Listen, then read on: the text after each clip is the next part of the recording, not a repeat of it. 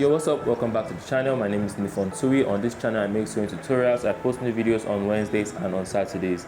In this video I'm going to be showing you how to cut and sew cargo pants, though this video is part one of because the video is going to be in two parts. In this video I'm going to focus on how to cut it, and in the next video that will come out on Wednesday I'm going to show you how to sew it. If you watch the video and at the end you like it, please make sure to give the video a thumbs up. That really helps. If you're not subscribed, please consider doing so if you enjoy the type of content that I put out. Also, if you are a beginner or if you are somebody that's trying to brush up on your skill, I offer sewing tutorials. I'm going to be showing a demo on how to cut a jumpsuit for you to watch and see if you are in if you know learning online will work for you. If you are interested, send a message to the Telegram number that you can see on the screen. Thank you so much for watching. I'll see you in the next video. Enjoy this video.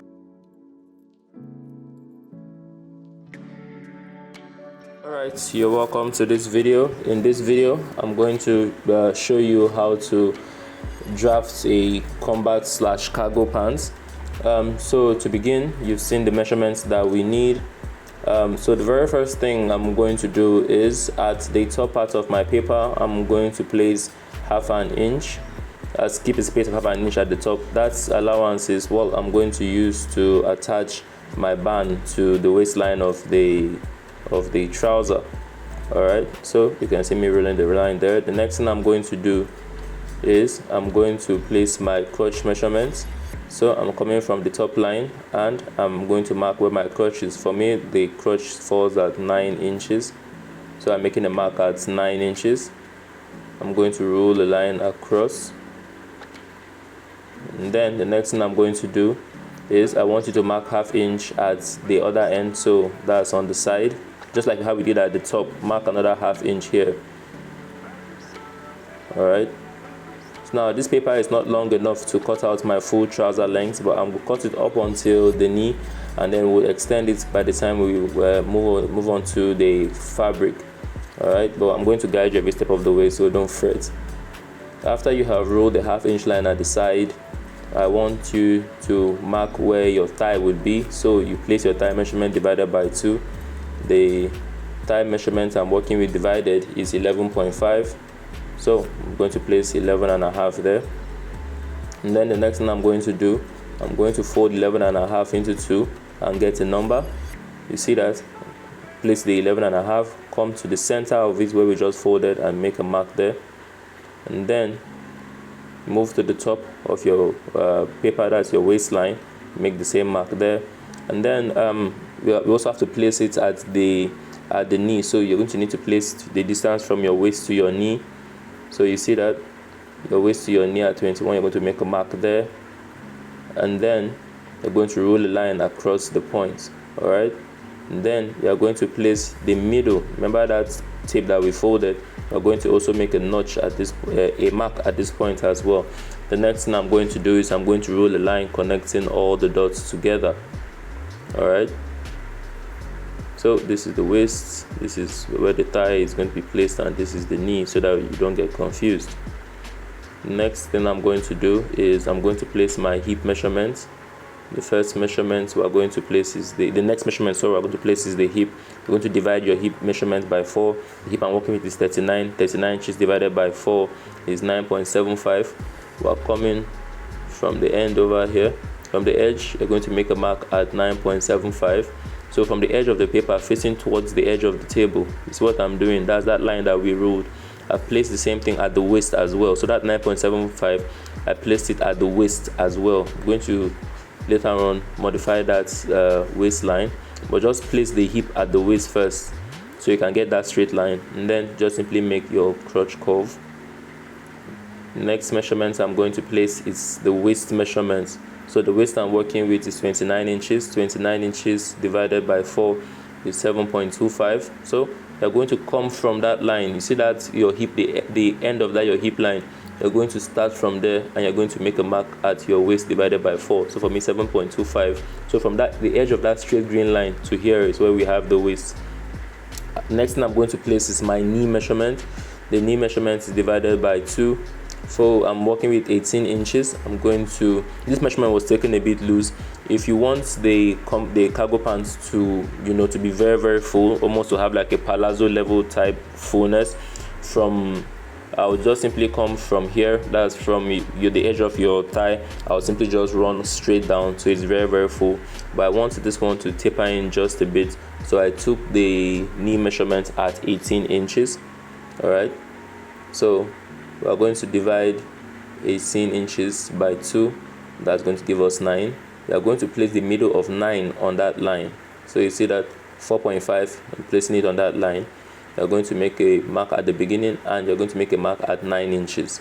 All right, if you have a paper that is long enough going all the way down, this line, you're going to also place it all the way down to wherever you have your trouser length. So let's assume that this paper was long enough, and this line is running all the way down. Let's assume that the end of the paper is the trouser length that's around 30, late 30s to 40 something inches.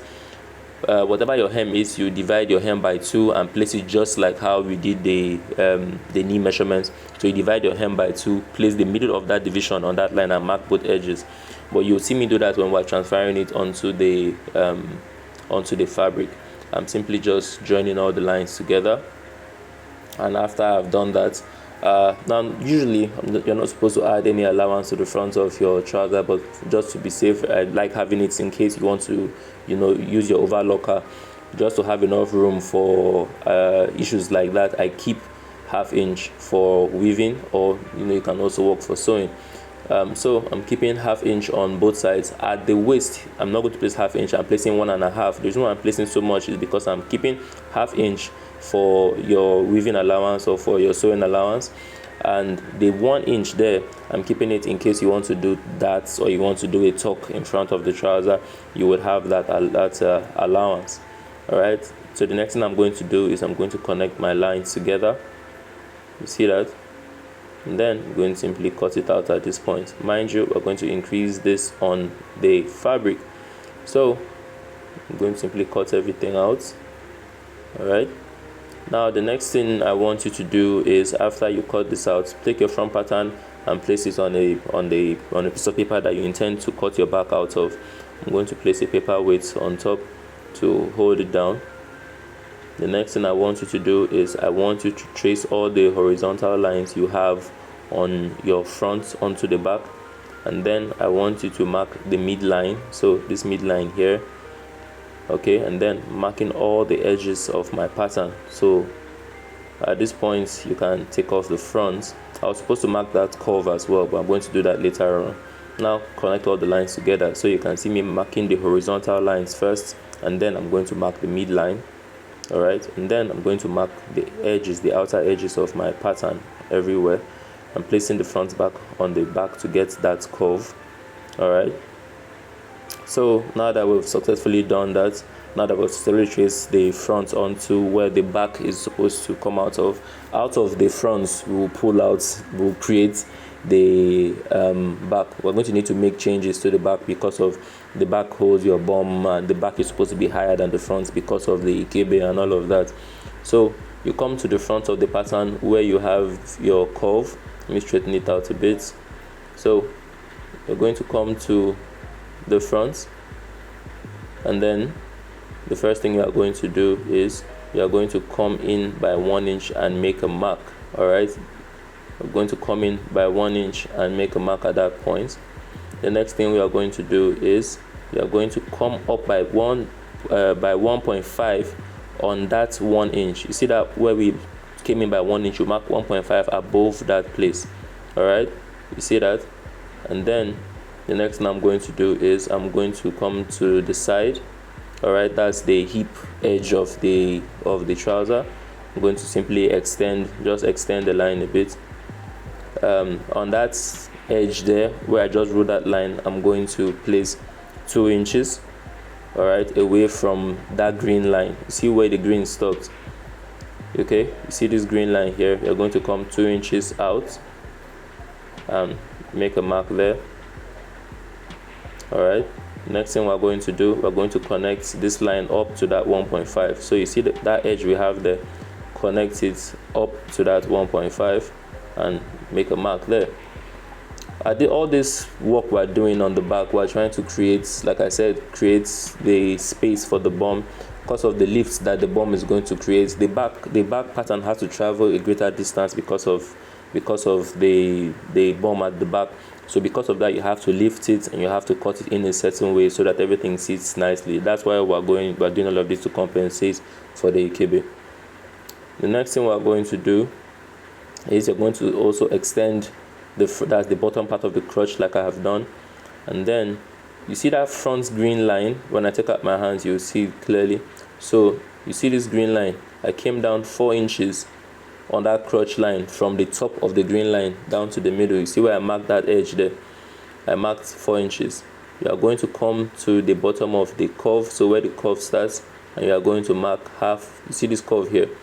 Add ½ inch around where the curve starts from. You can see me adding it, and then once you get to the end of the green, you stop marking like I have marked.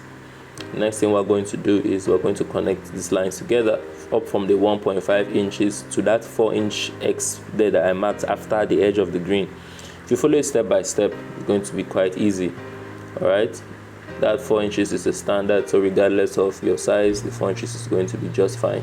So you can see I connected from that 1.5 to that 4 where I marked the X, and then I joined all the ½ inch around the bottom of the crotch together. All right, the next thing we're going to do is we're going to come over to the edge here, and I'm adding 1 inches. That's where I place my thigh on the white. I'm adding 1 inch here, and then in front of here, the crotch from the green, mark another 1 inch there. Mark 1 inch here at the edge of the knee, 1 inch here at the edge of the knee. All right, next thing I'm going to do is I'm going to connect the lines together. All right, after you've done this, the last thing you have to do is simply cut it out. With that, we've cut the whole back. You can see how the back sits on the how the back comes out a bit from you can see the difference between the back and the front. That's what I was trying to say, sorry. So go ahead and cut all of this, and you're done. So here we have the front sitting on the back pattern. Now in the next video, I'm going to show you how we're going to cut out these patterns on our fabric.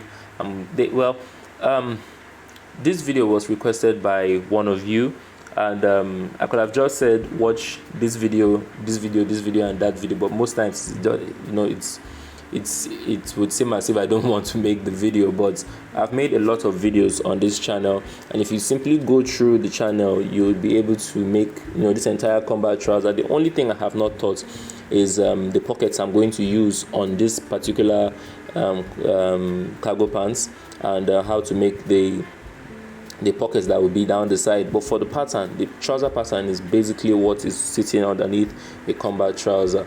So if you go through the channel, I've made how to create a trouser band. I've made a video on how to create a zipper fly. I've made, I have an entire catalog. In fact, there's a trouser playlist. If you go through that playlist, you should be able to make a cargo pant. Though this video is going to show you how to make the side pockets, how to create the patch pockets that will sit on top. But besides that, you should be able to make a full combat trouser watching all my other videos. But regardless, in the next video, you will see how you go about fixing the pockets and how you build all of this military style. If you watched this far, thank you for watching. I'll see you in the next video. Bye.